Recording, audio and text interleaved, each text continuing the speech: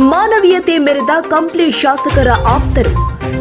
ನಿನ್ನೆ ರಾತ್ರಿ ಚಂದ್ರಕಲಾ ಥಿಯೇಟರ್ ಬಳಿ ಡಿವೈಡರ್ಗೆ ಬೈಕ್ ಡಿಕ್ಕಿ. ತುರ್ತು ಪರಿಸ್ಥಿತಿಯಲ್ಲಿ ಸಹಾಯ ಹಸ್ತ ನೀಡಿದ ಶಾಸಕರ ಆಪ್ತರು. ಬೈಕ್ ಸವಾರ ಕಂಪ್ಲಿಯ ತಳ್ವಾರ್, ಓಣಿಯ ದಿನೇಶ್ ಎಂದು ಮಾಹಿತಿ. ನಿನ್ನೆ ರಾತ್ರಿ ಕಂಪ್ಲಿಯ ಚಂದ್ರಕಲಾ ಚಿತ್ರಮಂದಿರದ ಬಳಿ ಬೈಕ್ ಸವಾರನೊಬ್ಬ ರಸ್ತೆ ಡಿವೈಡರ್ಗೆ ಡಿಕ್ಕಿ ಹೊಡೆದು ತೀವ್ರ ಗಾಯಗೊಂಡ ಘಟನೆ ಸಂಭವಿಸಿದೆ. ಈ ಸಂದರ್ಭದಲ್ಲಿ ಅದೇ ರಸ್ತೆಯಲ್ಲಿ ತೆರಳುತ್ತಾ ಇದ್ದ ಕಂಪ್ಲಿ ಶಾಸಕ JN ಗಣೇಶ್ ಅವರ ಆಪ್ತರು ತಕ್ಷಣವೇ ತಮ್ಮ ವಾಹನವನ್ನ ನಿಲ್ಲಿಸಿ ಗಾಯಾಳುವನ್ನ ಸ್ಥಳೀಯ ಆಸ್ಪತ್ರೆಗೆ ರವಾನಿಸಿ ಮಾನವೀಯತೆ ಮೆರೆದಿದ್ದಾರೆ.